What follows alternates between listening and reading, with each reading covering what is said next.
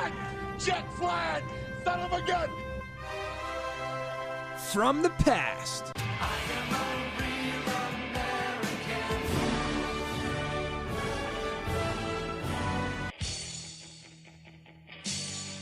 To the present.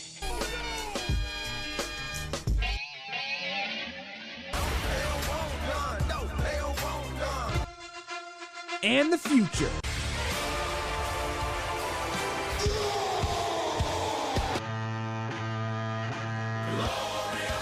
I send it you to deletion! You are listening to Penn State's only WWE talk show, Marking Out with Jason Marcus, Ryan Simpson, and Matt Riddle. Hello, ladies and gentlemen, and welcome back to another edition of Marking Out on Com Radio. We are Penn State's only professional wrestling exclusive talk show. I'm your host, Jason Marcus, alongside me, Matt Riddle and Ryan Simpson. It has been an eventful week in professional wrestling. We had the first ever all-female pay-per-view Evolution this past Sunday. As well, we are on our way to Crowne Jewel in Saudi Arabia this Friday. So a lot to talk about here, but first I'm going to talk to you, Matt. Matt, how are you doing today? Doing pretty good. I mean, we came into this kind of time thinking, all right, a lot of going on in WWE. You got Evolution. They're doing Crowne Jewel, trying to jam some things in between SummerSlam and Survivor Series, because normally it's a pretty slow time of the year, but nonetheless some interesting things. I think Evolution hit it out of the park. What about you, Ryan? How you doing today? I'm great, Jason. It's Halloween. I got my festive Undertaker shirt on today for the holiday. Yep. But yeah, it's gonna be a good show today. Got a lot to talk about, a lot to look forward to. So we might as well just start talking about Evolution. I thought it was a pretty good pay-per-view, pretty predictable, but nonetheless, the women put on a really good show here. The first match on the card was the tag team match between Trish Stratus and Lita versus Mickie James, and it was supposed to be an Alexa Bliss. Before the match starts, though, there were rumors that Alexa Bliss was not going to perform due to a concussion injury. She confirmed that before the match, and Alicia Fox was brought in to take her place. They kind of sowed those seeds the Raw before, having Alicia Fox attack both of them backstage. Matt, I'll go to you on this one. What was your thoughts of that whole match and that whole Alexa Bliss situation, and do you think Alexa Bliss not being involved hurt the match at all? Yes, obviously. I think this one was probably one of the more boring matches on the card. Yeah. So good thing it opened the show, because, I mean, it didn't grab your interest maybe like it's supposed to, but I don't know. I think Trish and Lita, as soon as it was announced that Alexa wasn't going to go, you pretty much knew what was going to happen here. And I did like, though, the little moment with Mickie James coming out with Trish, and the crowd got fired up for that, obviously. Longtime rivals and two pioneers in the women's division, so that was cool. Outside of that, you pretty much got what you expected, and not too many crazy spots in this one, but just kind of got what we expected, and not a terrible way to open the show. Would have loved to see Alexa in there, though. What about you, Ryan? What were your thoughts on this match? I thought it was what it was supposed to be. It was a good nostalgia trip. It got the crowd interested at first. I think it was fitting having like the old school and the new school to start the show, being the first match at the all-women's pay-per-view. Yes, the match was hurt by not having Alexa in, but there is a report swirling that this is not going to be the last time we see Lita and Trish, that they are going to be working WrestleMania this year as well. So, going forward, I would like to see some kind of continuation here with Alexa, because we didn't get the match at Evolution, whether it's just one-on-one versus Trish or Lita. I think that would be a good thing to kind of continue the story along, because it didn't work out the first time too well. But overall, I mean, I can't complain with the match. It was what we all expected it to be. It was a little nostalgia trip. Obviously, Trish and Lita won in their return. So going forward, it should be a good storyline if they can, actually tell a story. Yeah, I really like the fact that Trish and Lita were on first, because, I think one of the problems, and we had talked about this, I think, the past couple podcasts, is that WWE, where they are right now, is they're relying heavily on nostalgia. The people in the top spots are, old-timers and part-timers. So I think the fact that they opened the show and then the rest of the show is, current stars, I thought that was a really smart move. I like that a lot as well. Up next, we had the 20-women battle royal for the number one contendership for the women's championship here on the podcast last week. Ryan, you had Peyton Royce winning this one, and she was the first person out. Yeah. I thought of you as soon as that happened. Yeah.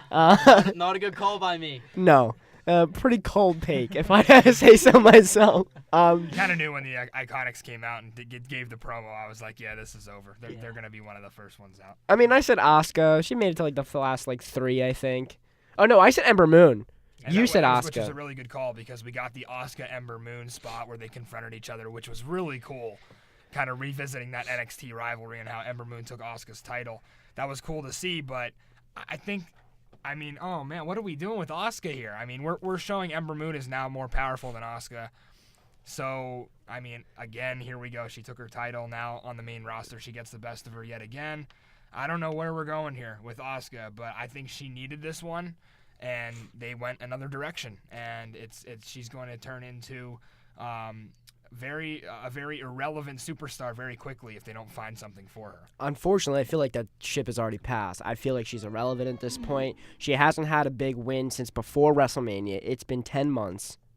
It's been over 10 months since Asuka's had a meaningful win on the main roster or in general.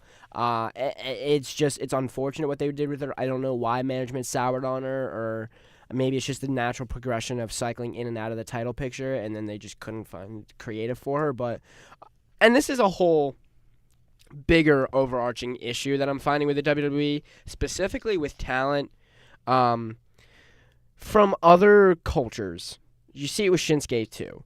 I just don't think they understand the appeal of some of these Japanese and other foreign superstars and how to market them, and that's why creative has just no plans for them because they're not really sure what to do with them. I don't know if that's just does anyone else agree with me, or am I the only one who sees like a common theme here? I do, because the only superstar or two potential superstars, and I think we talked about this at the end of last year, that are non-American, quote-unquote non-American superstars who got enormous pushes and always had some kind of play was Eddie and Ray. Yeah. Ray coming back. He's still doing the head touch with the masks.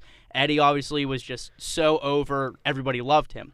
But if you go back through, like, even WCW, they had the LWO. Yeah. Just wasn't as popular as the NWO.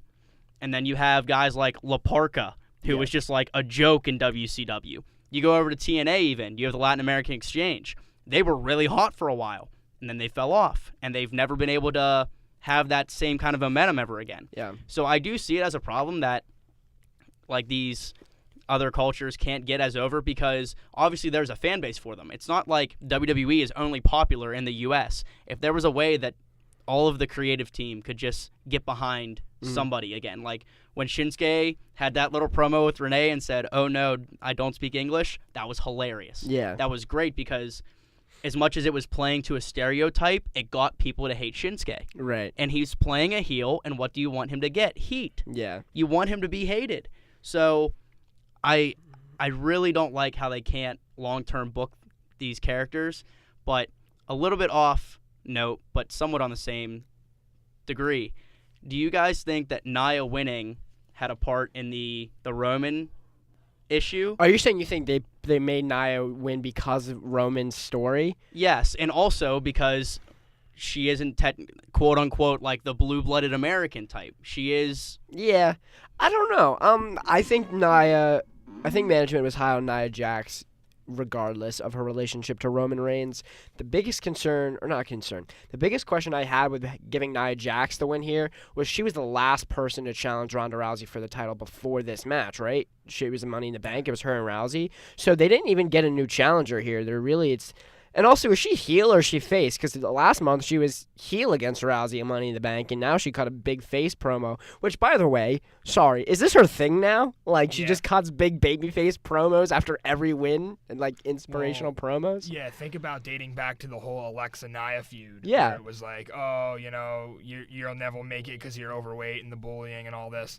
And, the thing that I kind of like what you say there, Ryan, about the whole Roman story, and I think that's confirmed because of Tamina Snuka being in there as well. I don't think she has like a close relation to Roman, but there's some tie in there with with They're related somehow. Yeah, I know that there's bloodline. there's some tie in there, and those two women being, I believe, the final two. Well, Zelina Vega, but she kind of came out of nowhere.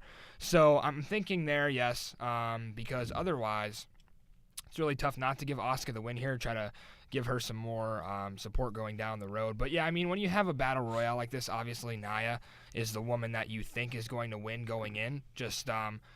But there's always been these situations, especially with Braun Strowman on the men's side, when you have everybody gang up and just take the biggest threat out first. So they could have easily done that, but they didn't. So they kept Nia in here. They keep pushing her, and yeah, she seems like a babyface right now, but her character is not suited for that babyface role. You know, it's also kind of interesting, too, because, and we'll get to this later in the show, but Ronda Rousey's opponent for the next big pay-per-view has already been announced, and it's not Nia Jax. Right. So she's in line for a Raw Championship match, but when? Because it's not at the next pay-per-view. So I don't know what their long-term plan is here. It's a little confusing. I don't necessarily agree with the pick. I don't think it's terrible, but I much rather would have seen a fresh matchup than one we just saw a month ago. So moving on here, we had the finals of the Mae Young Classic here. Toni Storm versus Io Shirai. Io Shirai, one of the highest regarded competitors in the Japanese circuit. Toni Storm, likewise, but in the UK as well. So two of the best international women's wrestlers. Overall, other than that, I didn't know too much of these guys, their backstories. I didn't really watch any of their matches in the Mae Young Classic. I just haven't had time. But overall, Ryan, I'm going to go to you on this one. What was your impression of the match at Evolution? I thought it was good. I'm ashamed every year that I don't watch more of the Mae Young Classic because every year, or so far every year, I've just watched the final match, and they've been outstanding. Because once again, it's a different type or style of wrestling that we're not used to in WWE. And after Evolution took place, the rumor came out, or the report came out, that it was actually Vince and Gorilla running the show and not Triple H, which caught everybody by surprise that he would produce a match and an entire card as this. But I really like Storm. I mean, she's only 23 years old. She can just be pushed to the moon at this point. Yeah. Because obviously when Triple H has faith in a person and a character, he will do everything he can to get them to that next level. So I'm very excited to see what happens next. I assume both of these women are going to be signed, just like the Cruiserweight Classic. Yeah. A whole bunch of people are signed, just like last year's Mae Young Classic. A whole bunch of females are signed. But I'm excited. I thought it was a good match. What about you, Matt? What was your reaction to the finals of the Mae Young Classic this year? I was very impressed, and I think WWE Evolution was going for this different appearance of women's wrestling, and, let's get away from the diva stuff and let's go for, the physicality and just showcasing what these women can do athletically. And I think this one really hit the nail on the head with that. I saw some great spots by both of these women. They did a 619 spot, which was pretty cool. I know Shirai, mentioned or whatever that she had a connection to Rey Mysterio. Yeah, Rey Mysterio was idol. like her biggest influence. Right, yeah. so that was cool to see that. But yeah, Toni Storm, I mean, she could be a heck of a character going forward here. I think she could get 23 years old. I mean, she's got everything going for her right now. She's from New Zealand, which is really cool if they want to pitch like the UK angle and everything, and how the UK brand right now is actually pretty hot. So yeah, I mean, all these UK wrestlers just seem to deliver when it comes time to wrestle. Yeah, I think actually it's already been confirmed. Toni Storm has signed to NXT UK, so she will be on that brand exclusively. Io Shirai has not come out as to whether or not she's officially with NXT, although I would expect her to be on NXT, the American regular brand, from this point going forward. But overall, I thought it was a really good match. I agree with Storm as the winner here. There's a lot of really good stars in the Mae Young Classic that they'll probably continue to use on NXT. Io Shirai, super talented. I was really impressed by her, and I might catch a little bit of flack for suggesting this, but I would like to see an Io Shirai, Kairi Sane, and Asuka stable. I mean, I get it; they're all Japanese, and I could get a little bit of oh, you're only putting them together from the Japanese, but I think that would be awesome. I think that'd be If it's heel. If it's heel, yes. I think it would have to work that way because what they're struggling with Asuka right now is kind of what they struggled with Bayley. She's this character that's appealing to little girls and with the bright-colored hair and ring gear, and it's just not working as a face. So I think that would have to be, a stable of just bad heels that just will just wreck the whole division. Yeah, I think I could see it working perfectly, just merciless. All three of those women are credible, could kick your butt. Like, that's not, like, something that you would have to, like, get over. Like, that's just over because it is. Ryan, what's your take on this? I think it would be fantastic with this rumor also floating around about women's tag team titles. Yeah. We have Riot Squad. We have Sasha and Bayley because creative doesn't know what to do with them as a singles competitor. Yep. And then possibly this stable and the Iconics. Yep. That would be fantastic. Yeah. I do agree it should be a heel stable. And I think putting all three together, going back to the first part of the show, could possibly get more Asian fans involved. Exactly. Because if you only recognize, say, just Asuka, you're going to say, oh, wonder what she's doing now. And then you get exposed to the other two or any which way. But I think that would be a good way to possibly tap into all three of theirs potential because right now, for once in WWE, we have so many women competitors, we don't have room for all of them. Right. Back when we were all growing up, it was the same 4 or 5 faces every single week on SmackDown or Raw. Yep. Now we have so many different competitors. We have the chance to actually do tag team belts, which would be awesome. So I like the idea. I'd be down for it. Anything else to say on this match before we move on, guys? I think we pretty much covered it. It was a great match, and I was excited. I think they should keep doing these Mae Young tournaments. I think they probably will. Love me a tournament. Love me a tournament. Up next, we had the 6-man tag woman match. On one side, we had the Riot Squad. On the other side, we had Natalya, Bayley, and Sasha Banks. I actually thought this match was a lot better than I anticipated it to be. It was a lot of fun. The team of Bayley, Sasha Banks, and Natalya, the faces, got the win here, rightfully so. But, again, and this begs the question that we asked last week, what is the long-term plan for pretty much anybody involved in this match? Matt, you want to go first? What are your thoughts? I think the future, regardless of what happened in Evolution, I think the future is obviously brighter for the Riot Squad right now, just because they seem to be working together as a stable, and they were put on the main roster together. And Liv Morgan was in the spotlight when, she got kicked by Brie Bella and, that whole controversy, and kind of built her as like a really tough competitor who was able to come back in after a pretty nasty injury fairly quickly. And I know when you look at injuries and how the crowd reacts to them, Becky Lynch right now is using Alexa Bliss's injury against her as, an angle and saying, you're weak, you get hurt all the time. Well, Liv Morgan... it was well documented that she got nailed by Brie Bella, and she came back pretty quick. So I think the crowd's buying into this whole Riot Squad, like this gritty, tough mentality from them. And obviously you had to give the win here to Natalya, Bayley, and Sasha, just based on, them like having to stay alive here and not burying them here. But I think the future for the Riot Squad's bigger. Would like to see what they will do, but I have no idea, Jason, what we're doing here with Bayley or Sasha or Natalya on Raw for that matter. I'm very curious to see what the direction will be because right now it just doesn't seem like there's much going on. What about you, Ryan? Any thoughts on this?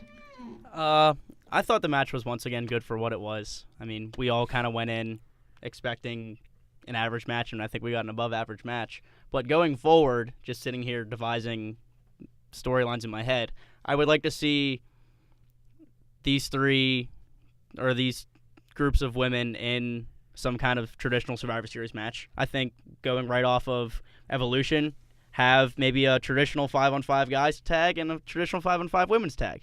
I wouldn't be mad at that at all. But coming out of that, you have the heels win. Yeah. And then you have the Riot Squad pick apart Sasha and Bayley, possibly Natalya, once again, whatever they want to do with her. And then you have them go away until the Rumble. You have Sasha, Bayley, and Natalya go away? You have Sasha and Bayley go away. Okay.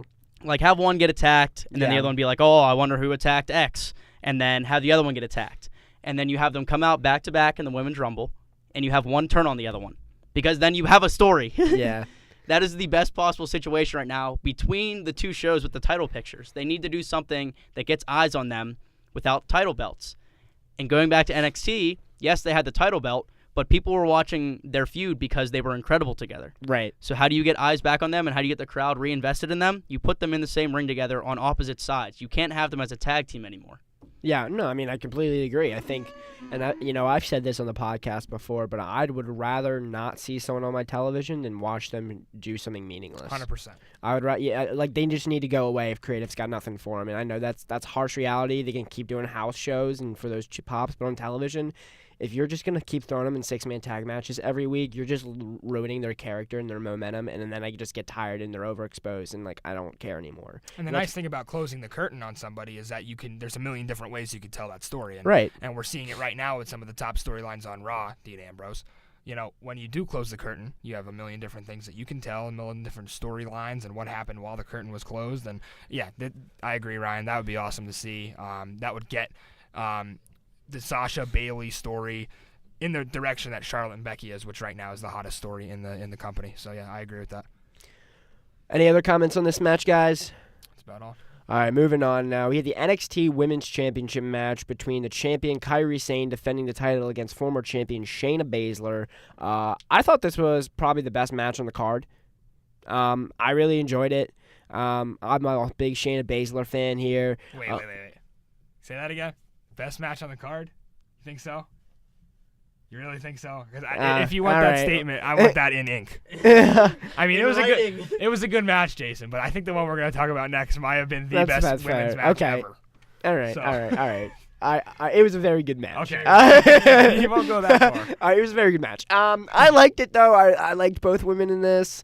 Shayna Baszler gets the win here to become the first ever 2-time NXT Women's Champion, joining a very elite club of Samoa Joe, Shinsuke Nakamura, and the Revival for being 2-time NXT champions.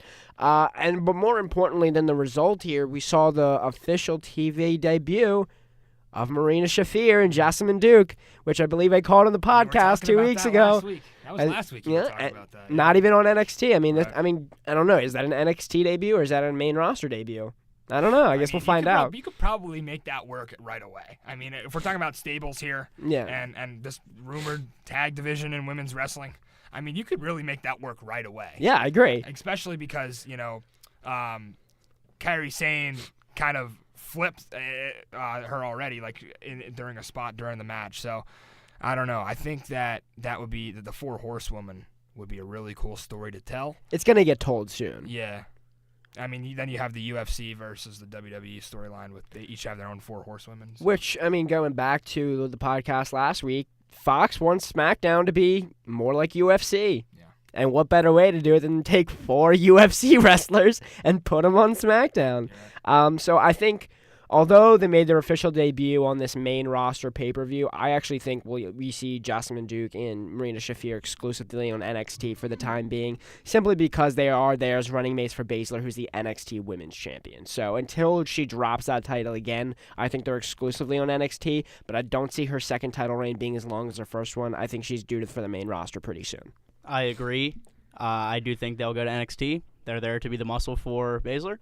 And as much as we say that we can't tell long-term storylines, we got this one right. Yeah. Because Sane won the Mae Young Classic over her, and then she takes her belt from her. Yep. So, like, as much as we don't want to give them credit, I have to give them a little bit of credit. Kudos, you got something right. Yeah, you guys got something right here with the interference, with the overall atmosphere of the title match. So, kudos to you for that one. And another point that in this match that we should talk about here is they gave Kairi Sane, they gave Shayna Baszler the win, but Kairi Sane never officially tapped out. She did the babyface thing of valiantly fighting through it until she passes out. So I thought that was a great decision as well, keeping Sane look relatively strong as well. They'll probably have another rematch here at TakeOver War Games, I'd assume, which is, of course, the pay-per-view right before Survivor Series. So should be a fun one here, but overall I thought it was a very good match. Yeah, I like the Pirate Princess gig, and I think it's cool, and it's unique, and it's a cool story to tell. And these two are headed for the moon. They have very bright futures ahead of them. Yeah. All right, up next, it is the match of the night. It is Becky Lynch defending the SmackDown Women's Championship against Charlotte Flair in the very first ever last women standing match. And I can tell you're dying to talk about it, Matt, so go for it. Give me your thoughts on this match. All right, I'll say this first. With all respect to Nikki Cross and Asuka, this was the greatest women's match of all time. This was. I don't care what you want to say. Better than Bayley Sasha? Yes. This was the greatest women's match of all time. I'll say it again confidently. I think Nikki Cross and Asuka might be a close second last year, but I think this was the best of all time. It had it all. It had an amazing story that has been built now for a very long time and is told perfectly. It has all the right spots with the last women standing match. Charlotte gets buried under like 15 chairs and a table and somehow emerges from that to come back and still, take the L in this one. Becky Lynch is on fire right now, literally on fire. That's funny. So, she is doing her best work of her career right now, and Charlotte is doing a great job tagging along and making sure this story gets told the right way. But this match had it all. I was on my feet the entire time, ever since the kendo stick came out towards the beginning of the match, and they had to do a last woman standing match with this because it was just perfectly told. And then we'll get to Tuesday's episode of SmackDown a little later, but obviously they announced Becky and Ronda for Survivor Series, so that's awesome for Becky. She deserves that opportunity, and that's going to be a huge match. I mean, the hype surrounding that one's going to be awesome. I hope they start telling the story quickly. But then not only that, but Paige asked Charlotte to be captain of the women's team, and she says no. I'm so devastated. This is like a huge deal for me that I lost this match. I don't even want to consider anything right now. So.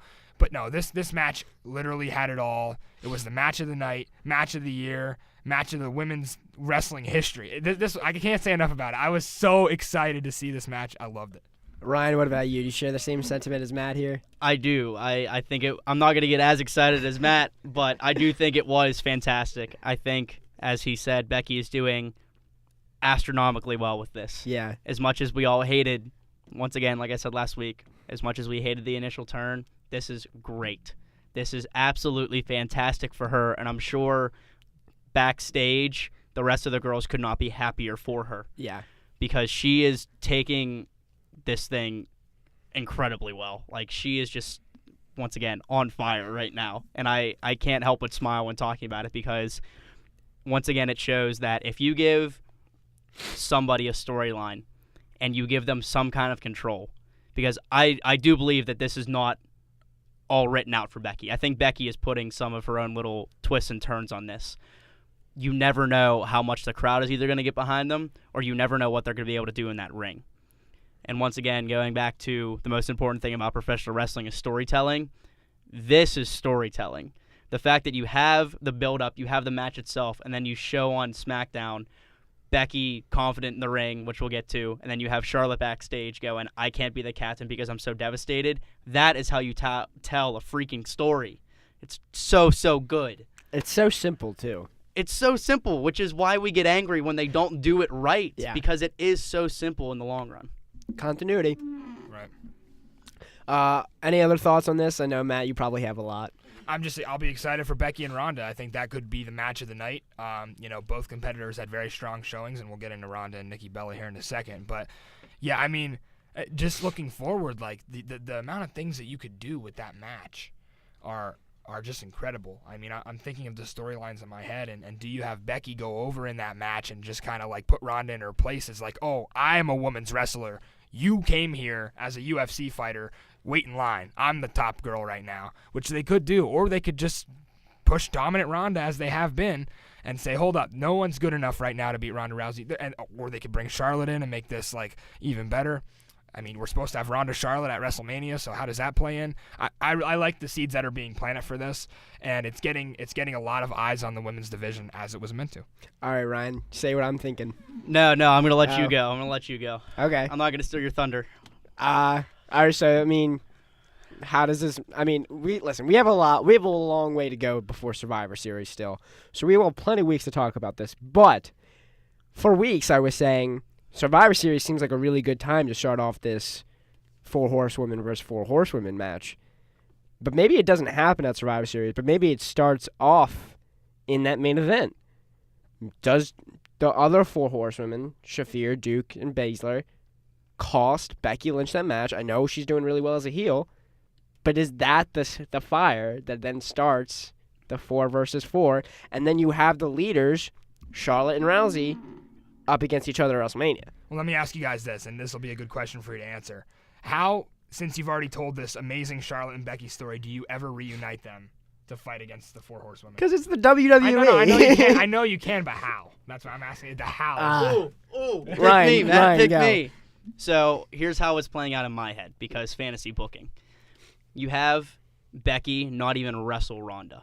Okay. You have her get out of the ring, grab a kendo stick, grab a chair, and just start chasing Ronda. Have her get DQ'd.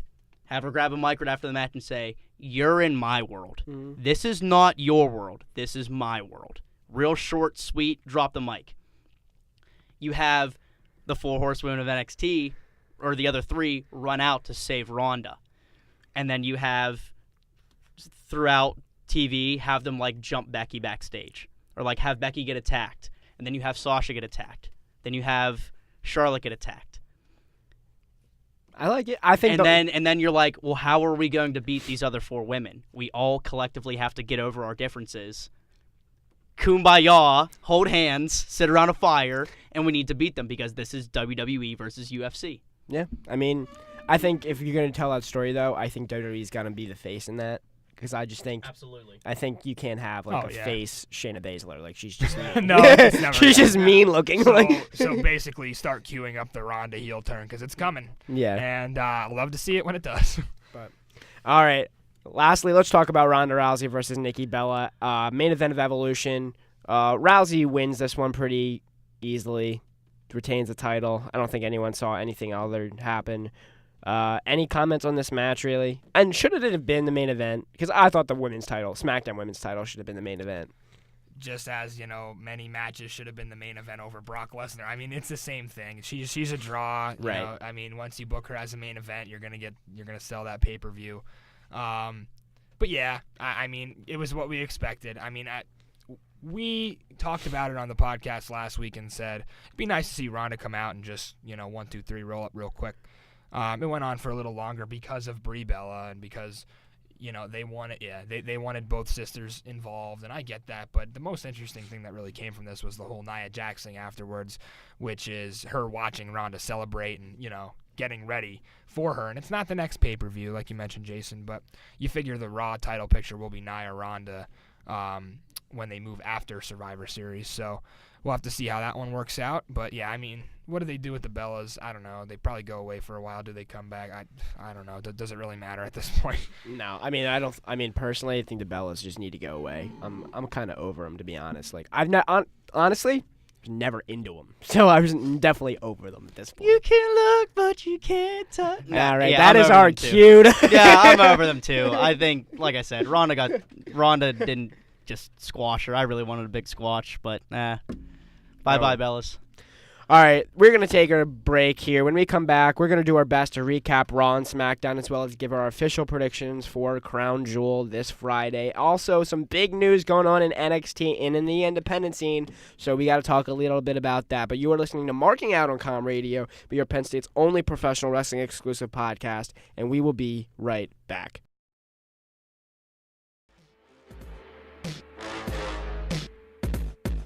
Now back to Com Radio's only WWE talk show, Marking Out with Jason Marcus and Matt Freiler. Hello, ladies and gentlemen, and welcome back to Marking Out on Com Radio. I'm your host, Jason Marcus. Alongside me, Matt Freiler and Ryan Simpson. Crowne Jewel is this Friday, and we had a scheduled WWE Championship match on SmackDown. Obviously, reports came out amidst all the controversy going on around the world, and of course centered around this Crowne Jewel event in Saudi Arabia.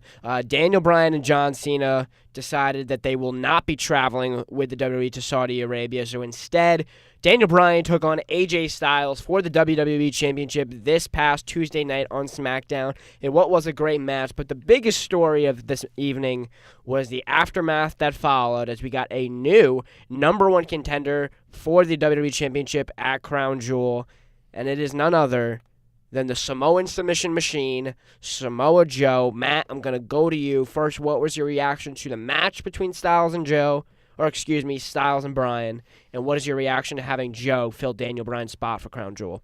This was exciting. I really like Shane coming out and saying, SmackDown's the land of opportunity. Obviously, we all knew that the reason, they tried to play it off as, Daniel Bryan just wants him now. These guys want to do this now, but obviously Daniel Bryan he didn't doesn't come want out to go. and be like, by the way, Which Daniel Bryan's refusing to go, so we're doing it tonight. Which was better. It was a better angle than they used with the Cena thing because on Raw we got nothing from John Cena. It was just like, nope. Yeah, he's it's just not like, you know what? I don't want Cena in it. Right. So he's not. And they throw Lashley in, which, but He's also hurt. Yeah, right. So, yeah, I love Styles and Bryan. It was in Georgia, so this one was really hot. The crowd was hot from the beginning. I mean, Styles in Georgia, I mean, that's massive. Like, he's huge there. Dating back to his entrance music, which is heavily centered around Southern culture in Georgia. But it's really cool to see these two guys go at it, and I hope they revisit it sooner than later because Styles Joe worked, and I liked this storyline. Well, I didn't like the storyline necessarily as much as I liked the matches. It was getting a little better towards the end. I think that I would have liked to see Joe win the belt, but I don't think that's going to happen anymore because they probably could have done that right, and they chose not to, and now he's just kind of a fill-in, so it'd be really strange to see him win the belt in this spot, especially if you're going to continue Styles Bryan, which you should. And I think that there's awesome storylines out there for Styles and Bryan. The one that I came up with being Daniel Bryan taking time. Well, he obviously took time off because he was injured, but also being more of a family man and really on TV with his wife and his kids and just being public, and Styles keeping all that away and keeping his family away until they just recently became part of a storyline. But what did Joe say about AJ Styles? You will do anything to become champion, including shut your family out and forget about all your kids that you have tattooed on you. And it was cool. I actually liked that part of the story. Didn't like the whole Wendy thing where it was like, oh, daddy's coming home. But I did like the fact that they kind of dissed AJ and like, you're not there for your kids and you'll do anything and this business is way too important to you. And I think Daniel Bryan could also play into that because he is kind of that guy where like he's huge on his kid and like everything about his personal life and he's on Total Divas and all this stuff. So I think that there's cool stories to tell in Styles Bryan. Samoa Joe hasn't been a champion yet though, which is, you look at that and that's kind of disappointing because he really is one of the best and I love seeing him come out in jeans. That was hilarious. Joe really just pulls it off anywhere he goes. He's a top heel for sure, and it'll be a good match, but I don't think this one ends any differently than the last two. What about you, Ron? What was your reaction to the match and then the subsequent setup for the match at Crowne Jewel? I think the match was obviously going to be great. I mean, those are two world-class performers, and having them go head-to-head for the first time on SmackDown was kind of awe-inspiring because it was on free TV. I mean, obviously these are on two different scales, but this is somewhat of the level of Hogan versus Goldberg in Georgia for the WCW belt back in the day. Like, these are two world-class guys that could headline WrestleMania if they build it right. And we're getting them on free TV on SmackDown. So obviously it was great to see them in the ring together. Subsequently afterwards with Joe, I think this goes back to what we were talking about with Nia Jax earlier. Why do you not just throw somebody else in there just to give him a title shot just because? Yeah. Because after Joe, this is going to go straight to somebody else. Right. So why don't you just throw them in? Like the first match that came to my mind was like when Neville and Seth Rollins did like the open challenge thing. And everybody thought Neville was going to win the belt because the match was so good. Obviously, AJ can carry pretty much anybody to a great match. Right. Why don't you just throw somebody random in the match and say, oh, hey, you want a title shot? Sure, you get one at Crowne Jewel. R-Truth. Because, I don't know about R-Truth. I mean, the dance breaks are cool and everything, but I don't know if he's ready to go. 50-50 on it. But I don't like the fact that we're getting nothing after this. Like, we're getting another Samoa Joe AJ Styles match. Great. In terms of where we're going next, we're still in the same place. Why don't you just throw, Bobby Roode in there? I don't know. Throw somebody that hasn't had a bone in a while in there just because. Because we're going nowhere after it. Give somebody a shot. Yeah, I mean, I think it's just uninteresting to me because I don't think there's any shot at Samoa Joe winning the title in Saudi Arabia. So, no. What's the point, This could be a massive swerve, but why? There's no real reason right now for a swerve other than, hey, Samoa Joe is, one of the best. He deserves a championship, but obviously it's not in the cards for him right now. And I do completely agree with Ryan that you have kind of a lot of mid-level SmackDown guys who, haven't had anything in a while, and why not make it an open challenge? I think AJ does a great job at those open challenges, So what? They do it in Saudi Arabia. He comes out and says, well, nobody's stepped up, so someone come out and face me, and you could really have a push start with this kind of thing. So yeah, I mean, what the heck? Can you imagine if AJ's out in the middle of the ring and he's like, all right, I'm here for an open challenge, he wants to face me, and you just hear and Hulk Hogan walks Oh out. my God. The possibilities. I wasn't sure who you were Oh, my referencing at first. I goodness. was like, I no, don't just know Hulk that. Hogan just like struts his butt out there, starts playing a guitar. Unfortunately, it's a lot more realistic than we think. I know. Hey, the Saudis would love it though. I mean, They would yeah, eat it it's up. someone they actually know. They would eat it up. Yeah. All right, seriously though, let's roll with this. If that scenario were to happen, who would benefit most from an open challenge in Saudi Arabia? If you had to put someone, all right. So now you're booking this, right? Daniel Bryan's not in that match. You can't use Samoa Joe. AJ Styles comes out in Saudi Arabia and has an open challenge. Who are you picking to answer that challenge in Saudi Arabia? Not saying they have to win the title, but who would you put in that match? I think you know who I'm going with here. I really don't. Are you gonna say Bobby Roode? Chad Gable. No. I love Chad. Chad Gable's one of the best technical wrestlers in the ring. He's amazing. I mean, with some of the stuff that he's able to do, he is an absolute freak in the weight room as well for his size. And I love his character. And I told you guys, I'm a huge Chad Gable mark from the beginning. A couple guys that I'm huge on are Chad Gable and Bobby Roode. And I told you guys when they put them together as a tag team, I was going crazy because I'm like, cool, they're going to turn on each other. Like, that's awesome. I can't wait to see these guys go at it.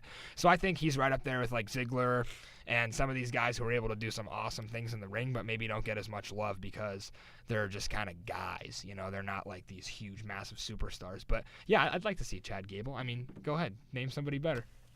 I don't know, Ryan. You got someone? I can't think of anyone off the top of my head. It depends on where it is in the card. Okay. But with the stipulation that they put on SmackDown that Shane gave the 4 superstars in the World Cup, Yeah. he gave them the stipulation that if they are the one who gets to the final match and they lose, they're fired.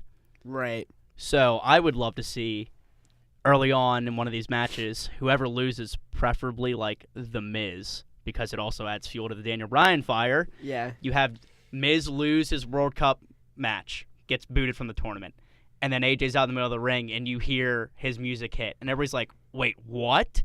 And he comes out, and he's like, you know what? You just faced Daniel Bryan. I've beat Daniel Bryan. Yeah. I can beat you. He put on a great match with you, but guess what? I've beaten him. I want that title shot. Why did he get a title shot? And he just plays up the just terrible heel role. Yeah. More for me, more for me. So I wouldn't be mad because once again, too, AJ Styles and Miz would be pretty awesome. Yeah, Even and if it was just a one-off match. I think it's going to happen pretty soon. I hope so, too. But Jason, once again, who are you putting in that match? I have no idea, honestly, because I'm trying to think like someone SmackDown exclusively. I don't know. Maybe Shinsuke again. I don't know. Number 4. Yeah, I really have no idea who you would put in there. Maybe like It's a lost cause. I Big think. Show. I don't know. Can we talk about what Ryan just mentioned? How dumb that is. That if you lose the final, you get fired. What? Dude. This is an 8-person tournament, and if you lose the final, you're fired. All right, so let's make our predictions. Who gets fired? I'm going with Jeff Hardy because he needs some time off because they're trying to get him and Matt together as maybe like Matt's not coming back in the ring obviously, but maybe they need to take some time and get Bray Wyatt involved in some kind of weird thing that they can do again. Maybe Jeff's just hurting. Obviously he's hurting. We know that. I think Jeff might be the guy. I mean, who else gets fired in this tournament? I mean, they're not going to fire Ray. They're not going to fire. They're not going. It's either Miz or Hardy, right? Like they're not going to fire Randy. I'm throwing Randy out there because Randy had a hilarious interview with TMZ that I saw before I came here. Randy got asked by the TMZ reporter, "Hey, what do you think of John Cena not coming to Crowne Jewel?" Randy replied, "He still wrestles." So I think Randy's also to the point where he's going to be a part-time guy. Once again, too, if it's Randy Orton versus any of the guys on the Raw side, obviously it's probably going to end up being Rollins or maybe Angle, just because it's Angle's first time back. I don't know. If Randy loses and goes away for 3 months until the Rumble, I'd be okay with that. Cool. But I don't see them firing Jeff because he's Jeff Hardy and they need him to do stupid stuff to keep getting hurt. It's not going to be Ray because he just came back, and it's not going to be Miz because he's a heat magnet. See, I don't know. I think Randy's on the heel run of his career right now. That too. I don't know. I think they might just be shelving somebody that needs to be shelved in this situation, whether it's a physical issue. I mean, I don't know. What are we doing with like Matt Hardy right now? That's why I'm picking Jeff. Retired. Yeah, I know, but there's rumors that he's going to come back in some role. So is there going to be some kind of repackage of I don't know. I don't know. That's looking way down the road. I think I'm picking Miz just because I could see that. Yeah, but how do you fire the Miz? Like, what does he go do? Like, go be a dad? Like, he No, kind of all right, did but that. it's the WWE. Like, you're firing him. Right, It means he's right. gone for a week. The same way John Cena was fired and then Yeah. came back the week later as part of the Nexus. CM Punk left with the belt and came back a week later. Like, Yeah, it's I just hate that, though. another Yeah. part to bring into his story with him and Daniel Bryan, so Daniel Bryan can use Or it maybe against Bobby him. Lashley's actually fired and this thing didn't work. I don't know. Anything else from SmackDown? We got to give our official predictions for Crowne Jewel here. I mean, obviously, nothing else to talk about. As usual. One thing I'll say about SmackDown before we move on to Raw and Crowne Jewel, I absolutely loved the Brood Day. Oh, yeah, let's talk about that. We forgot about that. That was hilarious. Fantastic. Oh, man. And when you hear... I think one of the I was greatest really- things that WWE ever did was Gangrel's theme music. That is Yeah. like, insane. Like, that comes on, you're just, like, got chills up your spine. I actually love it. thought at first I was like, did they bring Edge, Christian, and Gangrel back for this episode? Because it was a Halloween episode. There's Yeah, no reason to we've think that they seen did. both of them very, very recently, so... Yeah, but I That's mean, funny. New Day was even better because I didn't know who it was. I really didn't know who it was until like they got a close up. I had the pleasure of watching Gangrel up close and personal 2 summers ago. He was doing an independent show, and I got to go.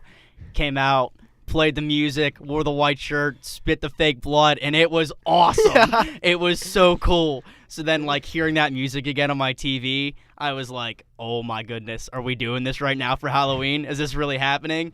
And once again, New Day, they're fantastic. I hate that I said that they were going to break up soon because they can do stuff like this, and it's just absolutely incredible. So shame on me. I mean, their feud with the Bar and Big Show's stupid, but other than that, Not wrong. yeah. But other than that, I like the New Day itself. Let's talk about Monday Night Raw, guys. Hold on, before we get out of SmackDown, Okay. Shinsuke defended the belt. And Let's move on to Monday Night Raw. And this is almost as bad as Jinder's title run at this point. I mean, this is a disgusting title run. It's going Speaking nowhere. of Jinder, and what where's are they he doing? at? What are they doing? But- Ty Dillinger couldn't go, so now R-Truth gets a title shot. This title is insane right now. What is going on? Nothing. I don't know. Shinsuke doesn't even have a match with Crowne Jewel. The third straight major or not major, but the third straight pay-per-view where he doesn't. So, Anything happened on Monday Night Raw this week that worth talking about? Or should we go right into Crowne Jewel? I liked the kind of opening where, Seth Rollins addresses what happened, and we have, the seeds being planted, Dean's in the crowd, just kind of staring at him like, hey, like, I'm just a lunatic, I'm a nutcase psycho, and I'm not really going to give you an explanation as to why I attacked you. We're just going to keep doing this thing. And Seth Rollins being in the World Cup doesn't really match with the story, but neither does anything that's happening in Crowne Jewel. So, True. yeah, I mean, the big thing, Paul Heyman, Brock Lesnar come out, down talk, Baron Corbin a little bit. Brock Lesnar's got a little bit of facial hair going on, which is always cool to see. So, yeah, I mean, Monday Night Raw, nothing else really notable going on. No, I mean, I think the Seth Rollins Dean Ambrose spot is best as a slow burn story, which I think they're doing right.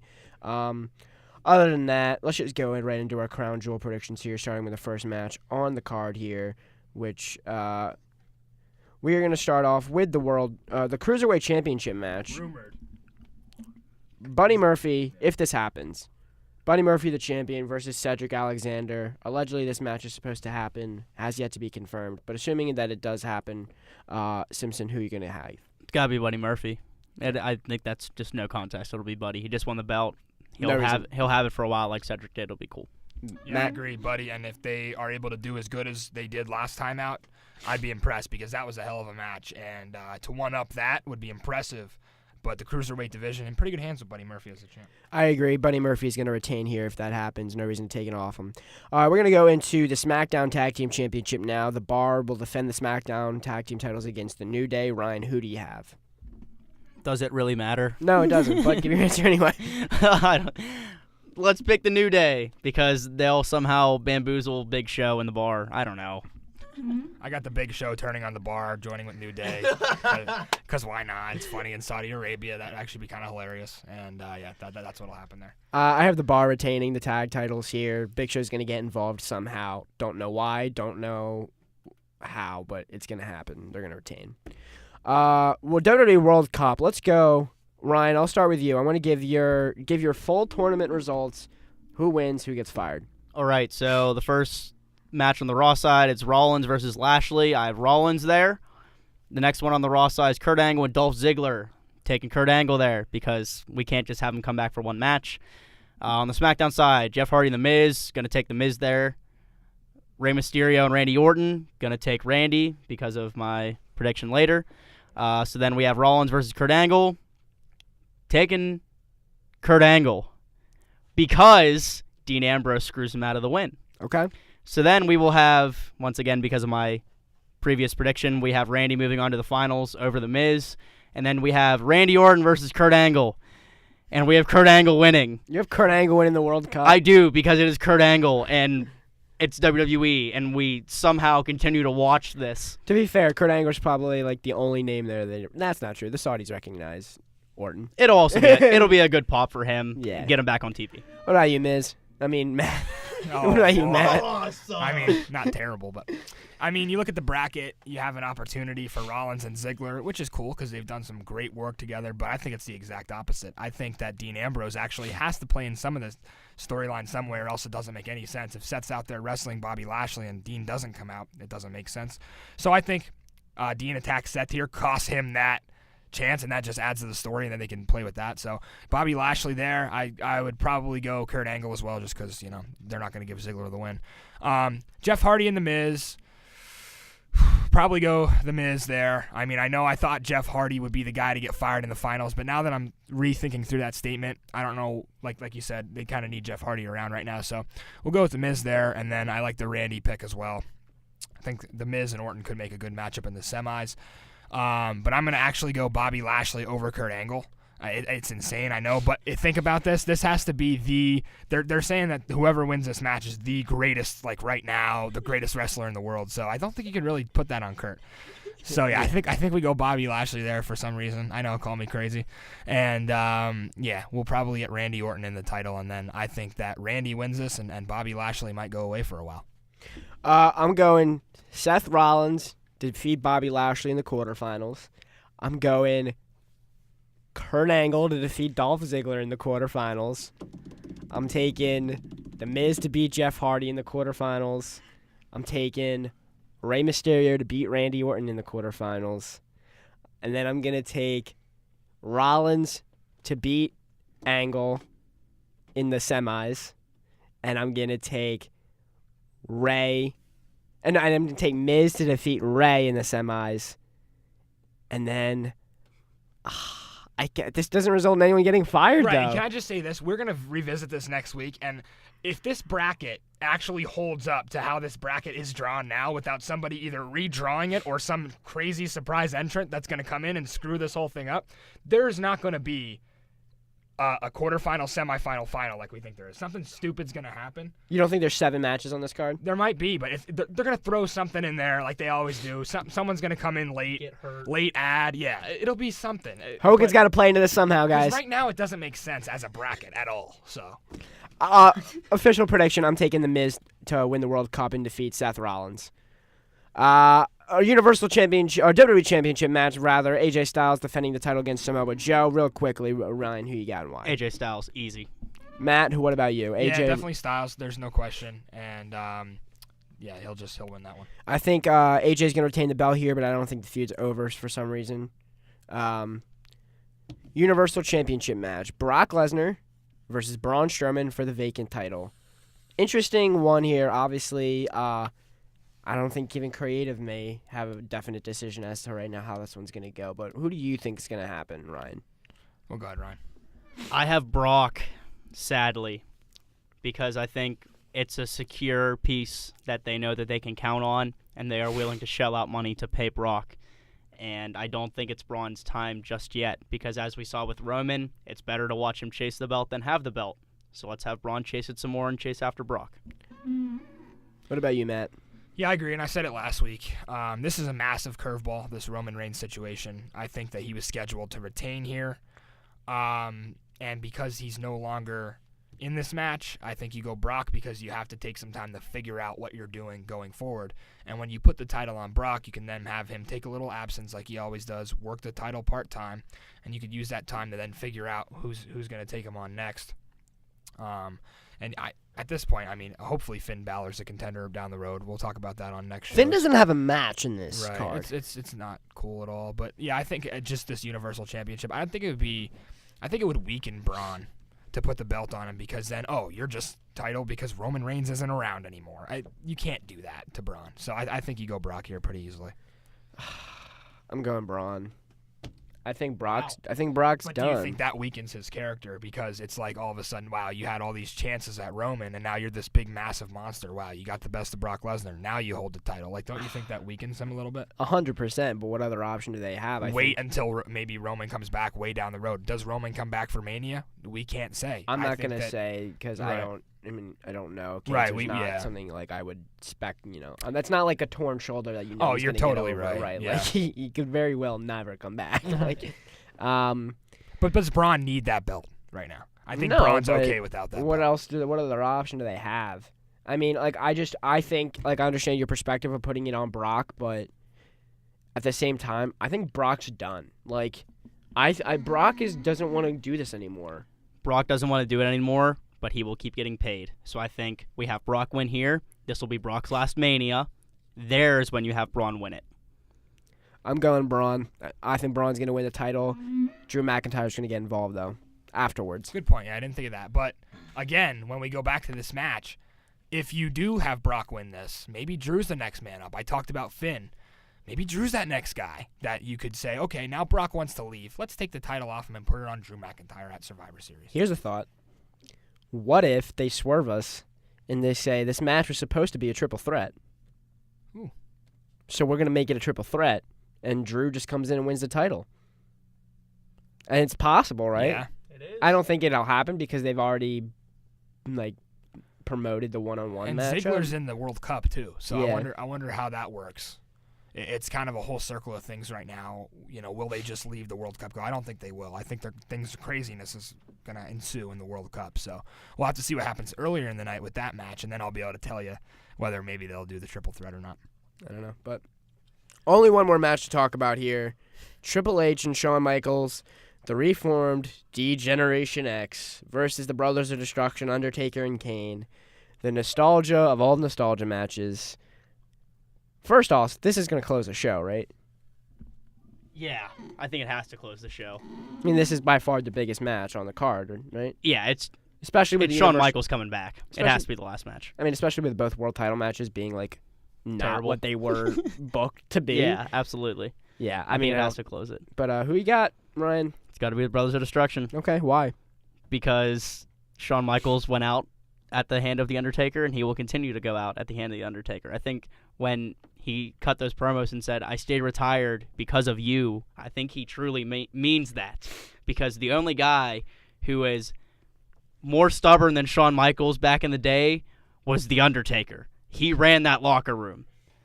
So Shawn respects him on such a high level that I don't think Shawn would want to have a win over him here. Because also, too, if we're going to keep getting The Undertaker at WrestleMania, like I said, we need to have Taker win here because he just lost to Triple H, la-di-da-di-da. He'll go away until possibly the Rumble or possibly a month before Mania, but he needs to go away on a high note, so they'll get the win here. Lights go purple, we get the roll credits, and that's the end of Crowne Jewel. Matt, who's going to win? I'm going to take us home with a rant here, boys. All right. I am absolutely sick for Shawn Michaels right now. He's getting a pretty nice paycheck. I'm not too sick about it. No, but hold on. Shawn Michaels deserves more than this. It's more than a paycheck right now. I mean, he's obviously solidified himself as one of the greatest of all time. He's on my Mount Rushmore. You guys might debate that. He's on my Mount Rushmore of WWE superstars. Okay. And I'm sick for him right now because not only does he get misbooked in this situation, he's having to deal with all these distractions of, this match is happening in Saudi Arabia. Why? This match is happening when we're pushing women's division and Evolution right now, and we're going to a country that does not allow women to wrestle in their country and mistreats women, and it's culturally known. So when you look at all these different things, I mean, the WWE Universe for many years wanted Shawn Michaels to come back, and I think the best way they could have brought him back, and this might sound cliche, dream match, whatever, is to have him go against AJ Styles because that's what we all wanted to see. I know this is a nostalgia trip. I get that. But it's not how I imagined it going down. I don't think this should happen in Saudi Arabia. I don't think that this should happen at a time when all this is going on with this journalist being killed and all this. And there's just so much being taken away from just having fun with this. And I'm sick for Shawn because this is huge for him. He's coming back after 8 years, and this is what he gets. I don't know, man. I think there's much better ways to bring him back. I agree with you on that there's much better ways, but I disagree. I don't think Shawn cares. I think so it's already been come out. The number isn't specific, but Shawn is getting paid more for this one match than any other one-off match in his entire career. This is his biggest paycheck of his entire career right now, and he's not going to have to carry that much of the work. Triple H is going to be in the match for most of the time here. Shawn's not going to eat the fall. It's going to be Triple H. He's getting paid a lot. He's getting paid a lot of money to hit one super kick and stand in the corner. You're right. I'll come at it from more of a standpoint of, he deserves better. And I know, he doesn't deserve more money. That's not what I mean. He's getting that paycheck, but I think he deserves better. I don't know. These guys are old, and they're doing the crotch chops and handing glow sticks out. These guys are 50 years old. What are we doing? This was not the right way to bring this back, and it's flopped a lot. Yeah, it is. It's just flopping every Monday, and I don't know how else to put it. Kane, go back to Knox County. Can we also just talk about how is the mayor of a county taking this much time off? Who knows? He's the active mayor of Knox County, Tennessee, and he spent the last month on television, and now he's traveling to a country that is clearly the enemy. I would love to know the conversation with the rest of his team. He's just like, hey guys, I'm gonna go away. I'm gonna put on a jumpsuit. I'm gonna throw a mask on my face. I'm gonna walk out to some organ music. I'm gonna be gone for 2 months. So if you guys are just hold down the ship for me, I'll be back in a little bit. I mean, let's not pretend that they didn't know who he was before they elected him. Yeah, I know. It's just but hilarious. Still, they elected him and then he was gone almost immediately. No, yeah, but back to Matt's point with Shawn, I do think it could have been done better. I think Shawn has as many stories have come out about Shawn being a certain way backstage and wanting to push his own agenda.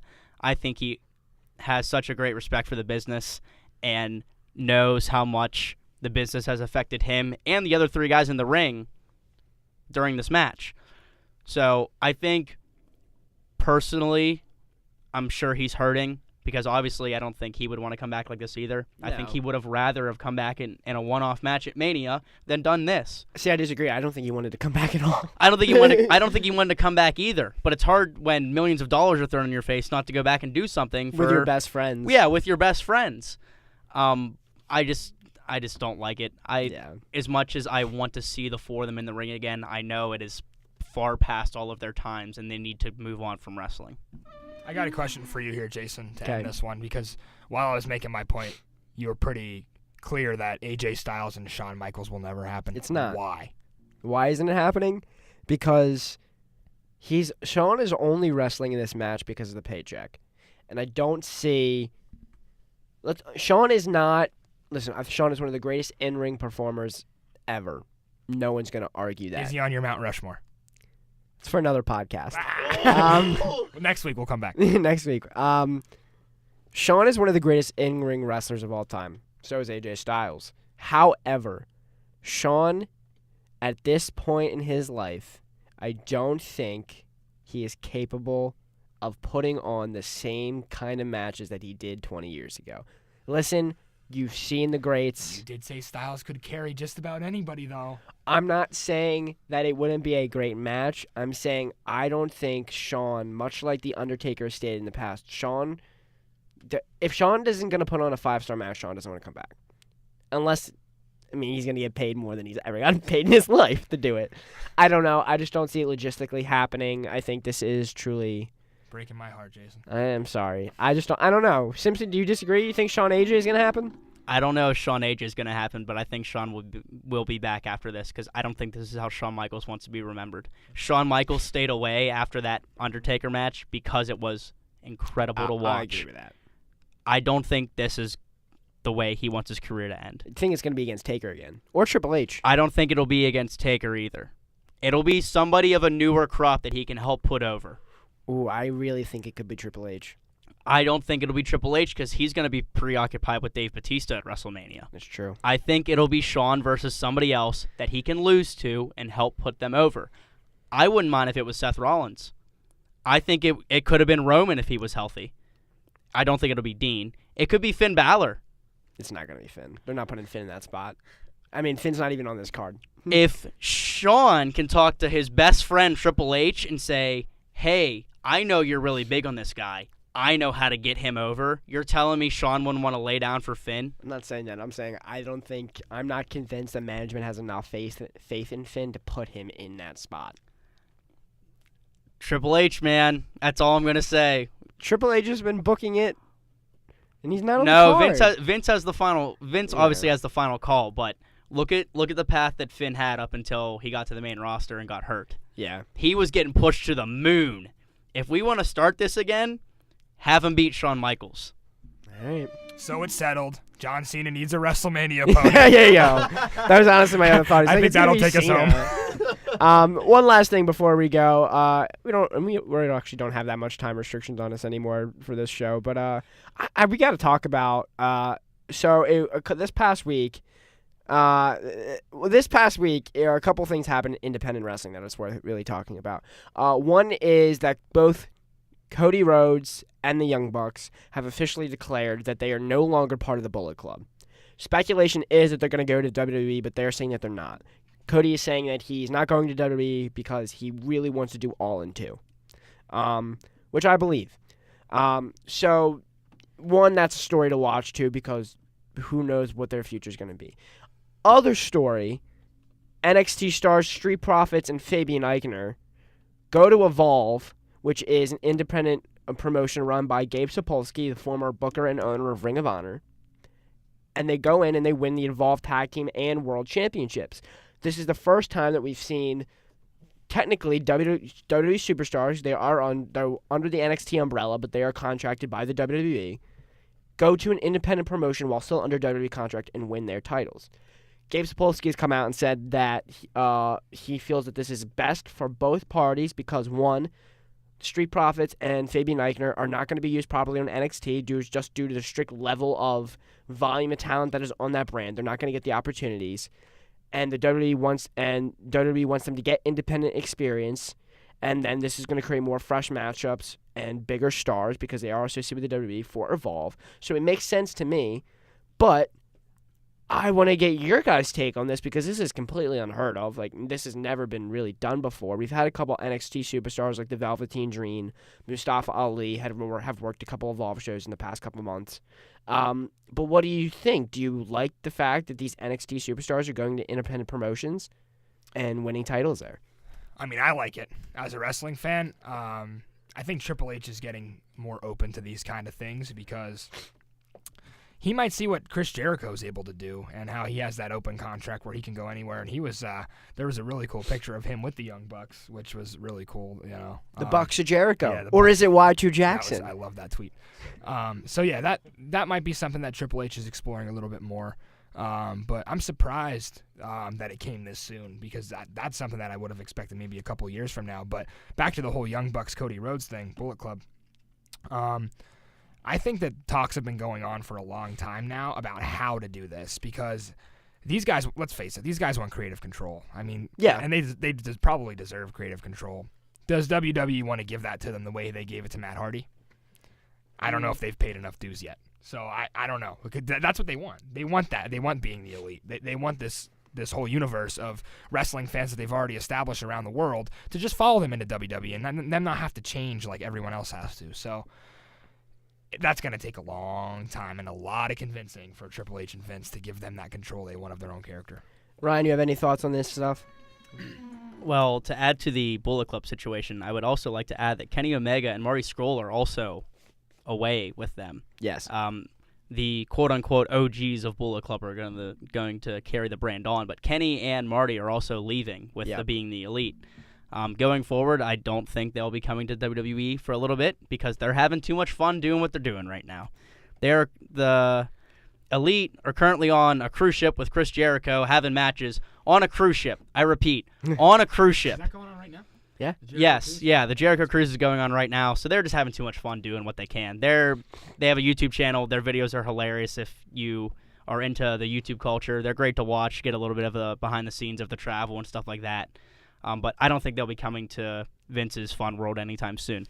Yeah, I don't know what they do, but I don't see it being WWE very soon. But moving forward with Evolve and NXT, not saying this is going to happen, once again, fantasy booking, I would love to see a War Games match between Evolve superstars and NXT superstars. Though it is very soon, I would love to see that happen.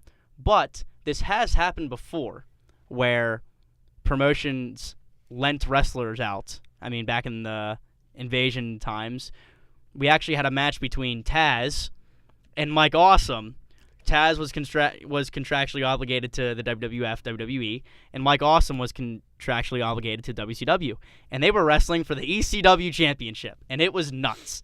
Also, there was an episode of Monday Night Raw where Paul Heyman joined commentary, and there were some ECW superstars on Monday Night Raw. So this isn't completely unheard of. It's very, very obscure, and we don't know all of the inner workings, and we are in the dark about a lot of it. But going forward, how cool would it be to have an Evolve versus NXT War Games match? I think it'd be cool, but I think the reason that they're doing this in the first place is because the superstars of Evolve don't have enough star power to make it work, and they're bringing in NXT superstars to elevate everybody else on their roster. But how about we do the Invasion angle the right way? How about we have Evolve guys jump NXT guys and say, you know what? You took our belts, we're taking over your show. Interesting. And then you get them the exposure on NXT television leading up to War Games. Yeah. This is literally a chance for them to reboot the Invasion angle and do it the right way. Yeah. Like, just take it and run with it. I have to give a shout out to my buddy Dane Boyer, who listens to our show all the time. He actually had a really good idea. If the Bullet Club was rebuilt with AJ, Gallows, and Anderson, and maybe even Finn all together again, that would probably be one of the right ways to do this. You could have Bullet Club running one show, and then the Young Bucks, they got kicked out. They're salty that they got kicked out. There's a million ways you could do this. I think that's cool. I thought they were bringing the Good Brothers back to SmackDown because they wanted to pair him with AJ. It's only a matter of time before Finn gets paired back up with him, because what else is he going to do? And they're not doing anything either. Yeah, so it's only a matter of time before Finn gets paired back up with those two, I think. Other than that, NXT tonight, the debut of Matt Riddle. Also, we have War Raiders versus Adam Cole and Bobby Fish. Bobby Fish's first match back since being hurt a couple months ago. So we have that to look forward to tonight on NXT as well. Matt Riddle will one day headline WrestleMania. I agree. That dude is he is a star. And he's going to one day, very soon, headline WrestleMania. He's got something where very few wrestlers I've seen where, like, for instance, Ryan, I don't this may not hold true, but you haven't seen a Matt Riddle match yet, have you? I have never seen Matt Riddle wrestle. Right, but so Ryan is a diehard wrestling fan, hasn't seen Matt Riddle wrestle yet, but I know that he is more excited for the debut of Matt Riddle character without even seeing him debut. That just speaks to the power of Matt Riddle, because he's just, obviously he's a legitimate fighter. He fought in the UFC, for anyone who's unaware, and won championships in the UFC. He's a legitimate MMA fighter. But also, he's just got the personality that you just love to root for. He's just Edge 2.0. He is literally Edge 2.0. And look at all the things that Edge was able to do in his career. If they get this right with Matt Riddle, he could surpass that character to the moon. To what Edge was able to do. Oh, you're saying Matt Riddle's better than Edge? If they do it right, which they probably won't, because they always screw this up. They probably won't, you're right. But I'm very excited for the debut of Matt Riddle. Excited to go home and watch that. Should be good stuff. He's definitely going to be a future NXT champion. I think whenever Ciampa has his run is over, I think he's the next guy up. So, all right, anything else, guys? This was a long one, but a good one. Yeah, I had fun doing the show. Wow. Usually when we sign off before a pay-per-view, we say we're excited. I don't know how excited I am for Crowne Jewel. Yeah. What time is this thing going on? Noon. Yeah, I don't know about that one. So we'll be back on Wednesday with a Crowne Jewel recap. We'll see what happens. And it should be interesting lead up to Survivor Series, I think. Yeah. Ryan, any final thoughts? I just hope Crowne Jewel goes over without a blip. I really hope nothing serious happens, because with everything that has gone on, I just hope the show goes smooth for the sake of all the parties involved, the workers, the talent themselves, the fans. I hope everything goes smoothly for the current climate of the situation. The last thing I'll say about Crowne Jewel is I'm only interested to see where the relationship between WWE and Saudi Arabia goes from here, because they signed a 10-year contract, and they're not even 1 year into this, and they're thinking about pulling the show. So what do they do from here?